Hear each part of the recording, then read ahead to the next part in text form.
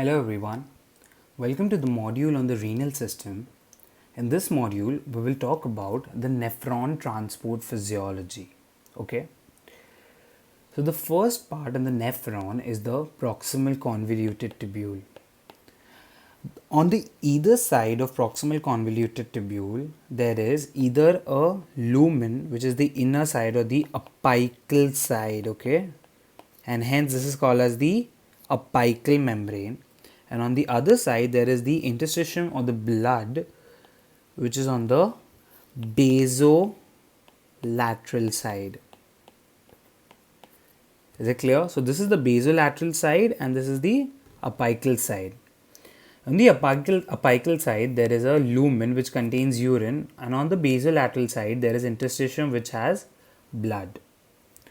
Now, in the early PCT, which has a brush border appearance, it reabsorbs all of glucose, amino acid and bicarbonate, sodium, chloride, phosphate, potassium, water and uric acid.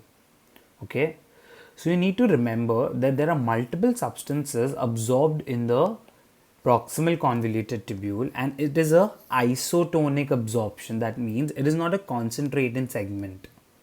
So equal amount of water and the solutes come inside the blood. Is it clear? It even generates ammonia, which enables the kidney to secrete more of H+. Okay. In the PCD, the ammonia generated combines with the H+ to form ammonium ions. Now this ammonium ions is easily secreted out. Is it clear? So let us just zoom into this diagram and see how these substances are pulled inside. Primarily, there is a sodium potassium pump which creates a low sodium and high potassium gradient inside the proximal convoluted tubule. Due to the decrease in the sodium concentration, the sodium is pulled in with glucose via sodium glucose cotransporters. Okay.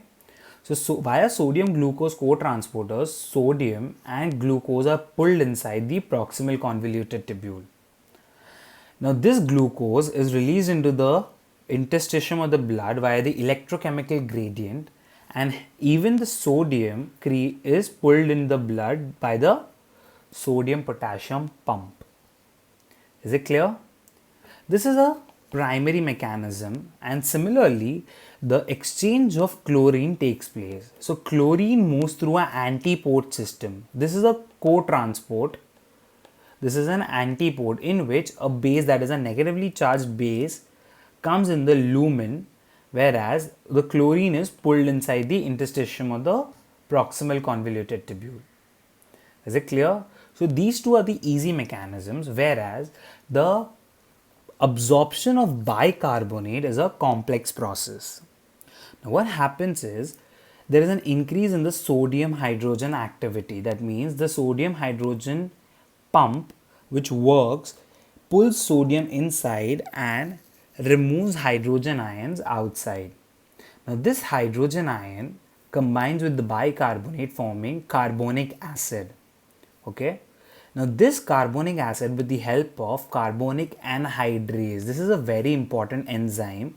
Carbonic anhydrase gets converted into carbon dioxide and water.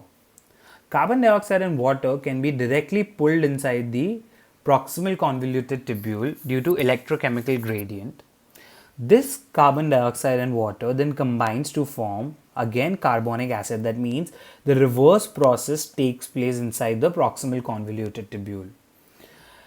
This carbonic acid then splits to form bicarbonate ions and hydrogen ions. Hydrogen ion is again taken back inside the loop, whereas the bicarbonate is pulled inside the blood and hence reabsorbed. Is it clear? Now, sodium glucose cotransporter inhibitors inhibit the function of sodium and glucose moving inside the proximal convoluted tubule, and hence a lot of glucose is lost in the urine.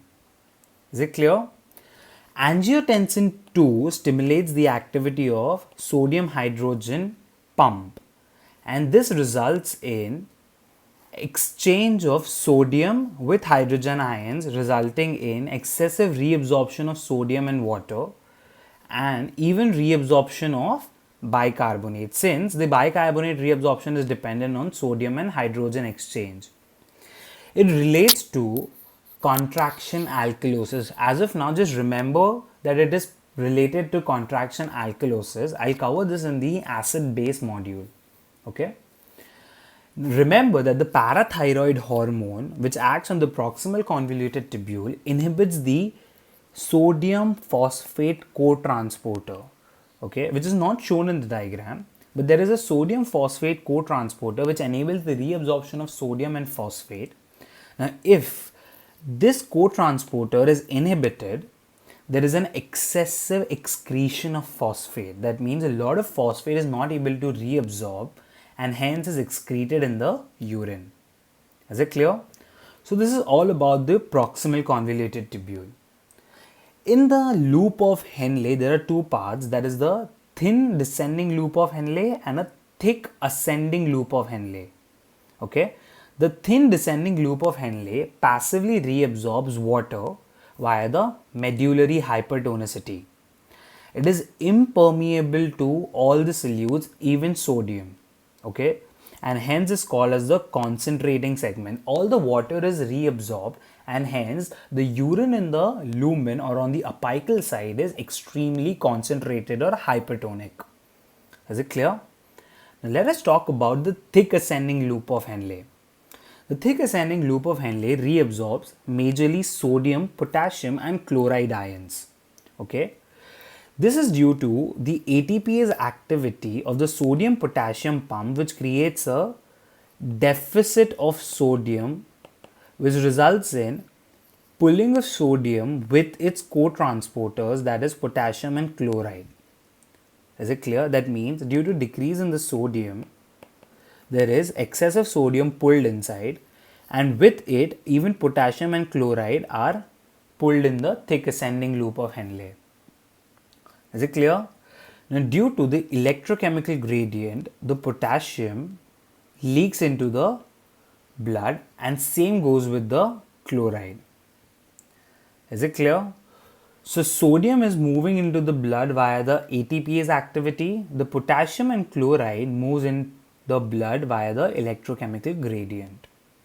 Now, what happens here is, due to the excessive accumulation of potassium in the lumen, that is even through the blood and the urine, the potassium is accumulated in the thick ascending limb. There is a back leak. This is called as back leak of potassium. Okay. Now this back leak of potassium generates a positive potential in the lumen. Okay. Now due to this generation of a positive potential, there is a paracellular reabsorption. There is a paracellular reabsorption of magnesium and calcium. Okay, so magnesium and calcium are reabsorbed paracellularly due to positive lumen potential, which is generated due to potassium back leak. Is it clear? And hence, even in this, 10 to 20% of sodium is reabsorbed. In proximal convoluted tubule, approximately 65 to 80% of sodium is reabsorbed. In the thin ascending loop, only water is reabsorbed, and in the thick ascending loop, sodium, potassium, chloride, magnesium and calcium are reabsorbed. Is it clear? Please remember how magnesium and calcium are reabsorbed via paracellular reabsorption. Okay. Now let us talk about the distal convoluted tubule. Okay, the distal convoluted tubule reabsorbs two major ions, that is sodium and chloride. The distal convoluted tubule is impermeable to water and hence makes the urine hypotonic. That means less amount of solutes are present in the urine as all of them are reabsorbed. Now, due to the functioning of the sodium potassium pump, here the sodium concentration decreases and hence sodium is pulled in with a co-transporter with chlorine inside the distal convoluted tubule. Is it clear? Now this is influenced by the ATPase activity of sodium potassium pump. Is it clear? The chloride absorbed moves directly in the blood via the electrochemical gradient or the chloride channel diffusion. Now there is a major part in the distal convoluted tubule involved with absorption of calcium. Okay, so a lot of calcium is absorbed in the distal convoluted tubule. Now how does that happen? The parathyroid hormone attacks the receptor on the distal convoluted tubule. This parathyroid hormone increases the activity of calcium and sodium exchanger. Okay, so a lot of calcium is pulled inside and a lot of sodium is brought back into the distal convoluted tubule. Now, due to a lot of calcium pulled inside, there is a decrease in the calcium concentration in the distal convoluted tubule, which results in excessive calcium reabsorption. Is it clear? So the parathyroid hormone influences the sodium calcium exchange, and due to this there is an excessive calcium reabsorption. I hope I'm clear. Now let us talk about the final segment of this module, that is the collecting tubule. The collecting tubule has multiple cells, that is the principal cell, alpha intercalated cell and the beta intercalated cell. The collecting tubule reabsorbs sodium in exchange for potassium and hydrogen. That means a lot of sodium is reabsorbed, whereas potassium and hydrogen are excreted out or secreted in the urine. Now, how does that happen? First, let us just talk about the antidiuretic hormone activity. The antidiuretic hormone released via the posterior pituitary acts on the V2 receptors of the principal cell, and it helps in insertion of the aquaporins on the vesicular membrane. Now, due to this action of antidiuretic hormone, the aquaporins are activated and hence water is pulled inside. So, antidiuretic hormone is majorly responsible for reabsorption of water in the collecting tubule. Is it clear? The chloride directly moves through the electrochemical gradient from the lumen to the interstitium through the collecting tubule. Is it clear? Now let us talk about the major chunk of the collecting tubule, which is the action of aldosterone. The aldosterone acts on the mineralocorticoid receptor and hence induces mRNA synthesis and protein synthesis. This results in increase in apical potassium conductance. That means there is a lot of potassium ion conductance here. Okay. So due to this increase in apical potassium conductance or the excessive activity of the sodium potassium pump, a lot of potassium is accumulated out here, correct? And there is a decrease in the sodium concentration. So the sodium is pulled out and the potassium is brought inside, and hence sodium concentration falls and potassium concentration increases. Is it clear? Now what happens is the sodium is pulled in by the action of aldosterone and the potassium is leaked out or secreted in the lumen again by the action of aldosterone. There is an ENaC activity.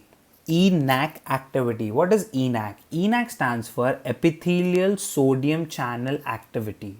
So this epithelial sodium channel activity increases due to aldosterone, resulting in pulling the sodium inside the collecting tubule.